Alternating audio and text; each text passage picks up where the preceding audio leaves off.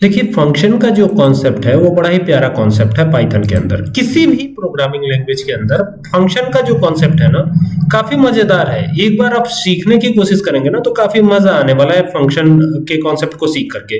लेकिन कैसे यूज करेंगे फंक्शन, आइए समझते हैं। सबसे पहले क्या करना है, सबसे पहले पाइथन को ओपन करना है। तो मैं यहाँ पर ट्रेडिशनल आइडियली यूज कर रहा हूँ। ये देखिए ये ट्रेडिशनल आइडियली है, आप चाहे तो VS कोड का भी इस्तेमाल कर सकते हैं। तो यहाँ पर मैं VS कोड ही ले लेता हूँ। तो ये VS कोड मैं इस्तेमाल कर रहा हूं और यहां पर सारी चीजों को हम समझेंगे, ठीक है, फंक्शन का पूरा डिटेल।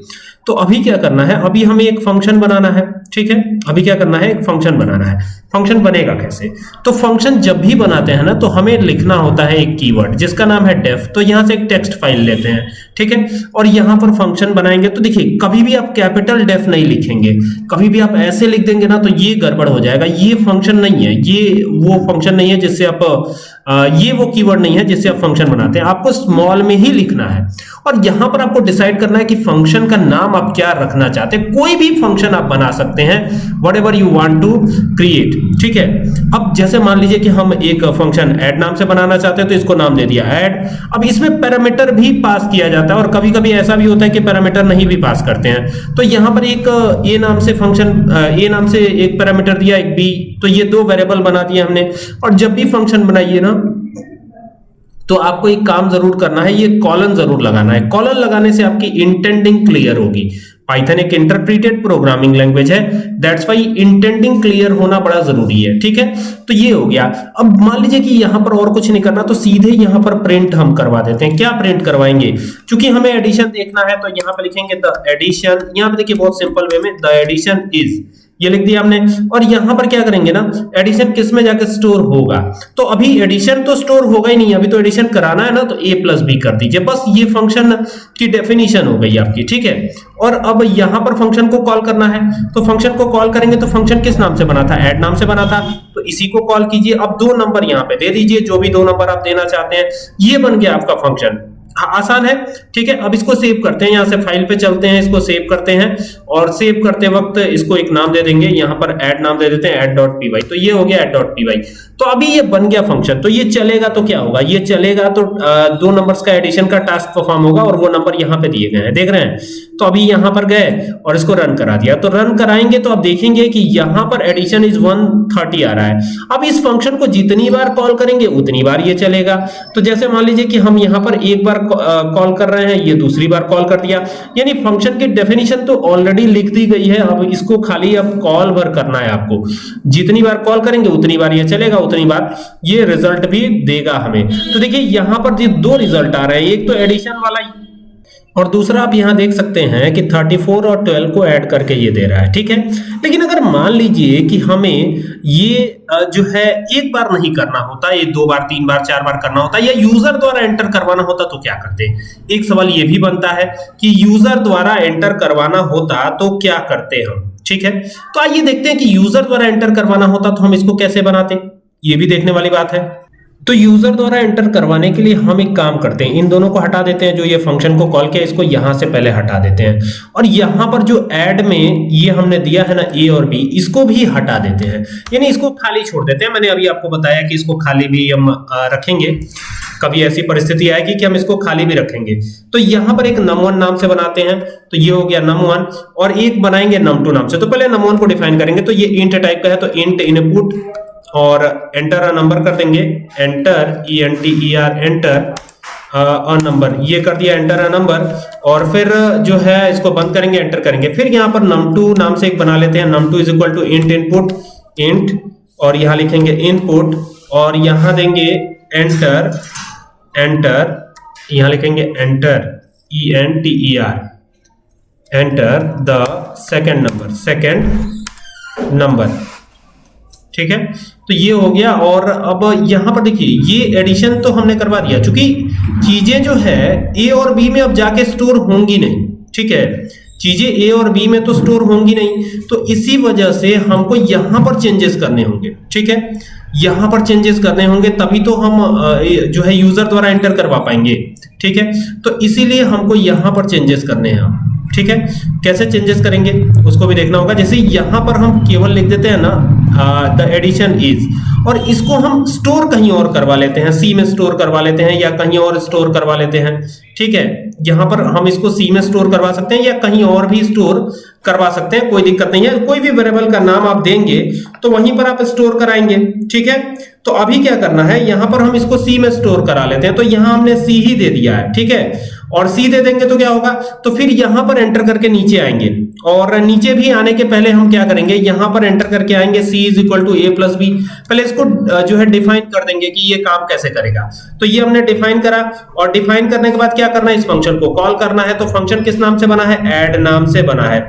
लेकिन एक चीज ध्यान दीजिएगा, ये ऐड नाम से फंक्शन बना है, इसको कॉल जब तक नहीं करेंगे तब तक ये काम नहीं करेगा। तो यहां पर इसको एक बार कॉल करते हैं, देखते हैं क्या होता है इससे। ठीक है, ऐड जो हमने बनाया है इसको हम एक बार कॉल करते हैं, देखते हैं कि क्या होता है, ये चलता है नहीं चलता है, कुछ तो होगा, ये कुछ तो बताएगा। तो ये ऐड को एक बार हमने कॉल कर दिया, और अब इसको एक बार चलाते हैं, देखते हैं क्या होता है। तो यहां पर चलाने से कह रहा है एंटर अ नंबर। अब देखिए नंबर की स्पेलिंग थोड़ी सी गलत हो गई है यहां पर, तो इसको सही कर लीजिएगा, आप गलत मत कीजिएगा, नंबर की स्पेलिंग हमेशा सही लिखिएगा। तो एंटर अ नंबर कर दिया हमने, और नंबर करने के बाद क्या करेंगे, अब इसको दोबारा से चला देते हैं। तो यहाँ पे तो इसको सेव कर लिया, और यहां पर ये ध्यान रखिएगा कि सी नाम जो दिया है उसमें num1 प्लस num2 का जो एडिशन होगा वो स्टोर होगा।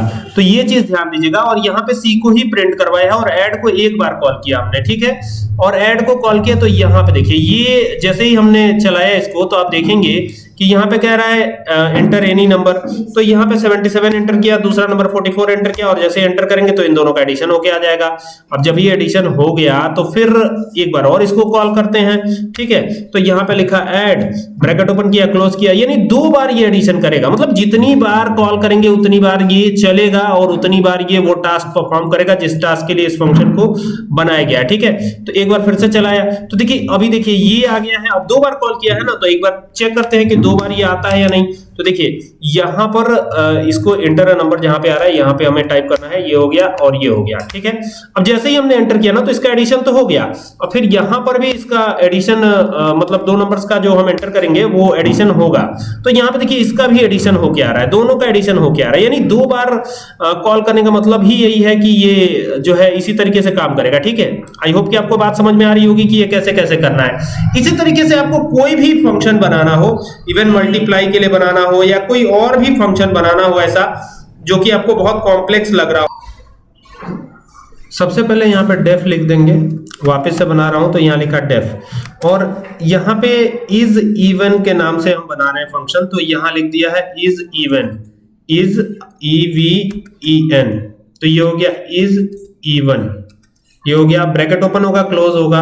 ठीक है, और यहां पर ये हो गया। अब क्या करेंगे, अब यहां पे एंटर करेंगे। अच्छा, यहां पे कॉलन लगाना मत भूलिएगा, क्योंकि यूजर द्वारा एंटर करवाना है तो इस पैरेंथेसिस को खाली रखना होगा। और यहां पे हम बनाते हैं num1 नाम से, तो ये हो गया num1 इज इक्वल टू, अब फिर कहेंगे इंट, चूंकि ये इंटीजर वैल्यू ही होगी, फ्लोट तो होगी ही नहीं। तो यहाँ पे इनपुट फंक्शन लिखा हमने, और यहाँ पे लिखेंगे एंटर एनी नंबर, ये हो गया। अब ये इसको चेक करेगा ना कि ये यूजर द्वारा एंटर किया जा रहा है तो ये इवन है या ऑड है। तो बाकी अब आपको यहां से डेफिनेशन इसकी लिखनी है। तो इसमें क्या करते हैं, यहाँ पे इफ एल्स की कंडीशन दे देते हैं। यहाँ पे लिखते हैं इफ, अब चूंकि जाके स्टोर कहां होगा, तो num1 के अंदर होगा, तो num1 को मॉड्यूलस करवा देंगे। तो ये हो गया num1, और ये करेंगे मॉड्यूलस 2 इक्वल्स टू 0, यानी कि यहाँ पे ये 0 अगर आ जाता है, रिजल्ट 0 के बराबर आ जाता है, तो ऐसे में क्या होगा, ये पूरा डिवाइड हो जाएगा। और अगर पूरा डिवाइड हो गया तो यहाँ पे कह देंगे प्रिंट, और एफ स्ट्रिंग लगा लेता हूं यहाँ पे, तो ये लिखा प्रिंट, और लिख देंगे द नंबर इज इवन और ऑड जो भी है यहाँ पर। तो पहले तो यहाँ पे जो नंबर आएगा वो किस में जाकर स्टोर होगा, num1 में। ठीक है, तो यहाँ तो एफ स्ट्रिंग लगा रहा हूं, इस वजह से यहाँ पे लिख दिया है num1। ठीक है, और यहाँ पर आकर के इसके बाहर जो भी चीजें लिखनी है वो लिख देंगे, द नंबर इज इवन, ये लिख दिया द नंबर इज इवन। और अब इसको बंद कर दिया, और बंद करके क्या करना है, द नंबर इज इवन कर दिया है और इसको बंद कर दिया है। अब तो कुछ करना ही नहीं है, ये तो हो ही गया। तो अब आप एंटर कर दीजिए, एंटर करेंगे, नीचे आएंगे, जैसे नीचे आएंगे तो यहाँ पर एल्स की इंटेंडिंग यहाँ पे आएगी। तो ये हो गया एल्स, और एल्स में क्या कह देंगे प्रिंट, और फिर यहाँ पे एफ स्ट्रिंग लगा देता हूं, और एफ स्ट्रिंग लगाएंगे तो यहाँ पर ये इस तरीके से लिखेंगे हम। num1 दिया था हमने नाम, तो ये हो गया num1, और num1 लिख करके फिर इधर की तरफ आएंगे, लिख देंगे is odd, O double D, ये हो गया। और अब इसको सेव कर लेंगे कंट्रोल एस करके, देन इसको चलाएंगे। देख अच्छा एक बार ये देखिएगा कि फंक्शन को कॉल तो किया नहीं हमने, तो फंक्शन को कॉल भी करना पड़ेगा हमको। तो कॉल कैसे करेंगे, तो यहाँ पे मैं एक कमेंट भी कर देता हूँ, कमेंट लगा देता हूँ, ताकि आपको इससे पता चलता रहे कि ये फंक्शन की कॉलिंग हो रही है यहाँ पे। तो ये यहाँ पर मैं फंक्शन को कॉल करने जा रहा हूँ, ठीक है, यहाँ पर मैं फंक्शन को कॉल करने जा रहा हूँ। तो यहाँ पे लिख देता हूँ कॉलिंग फंक्शन, FUNC, इस तरीके से FUNCTION, फंक्शन, कॉलिंग फंक्शन, ठीक है। अब एंटर कर देते हैं, और एंटर करके नीचे आते हैं और यहाँ कॉल कर देते हैं। तो फंक्शन बना था इज इवन नाम से, तो ये हो गया इज इवन, ये आ गया फंक्शन, ब्रैकेट ओपन था, क्लोज था, ये हो गया। अब हमने एक बार फंक्शन को कॉल कर दिया, पहले तो इसको सेव भी कर लेंगे हम।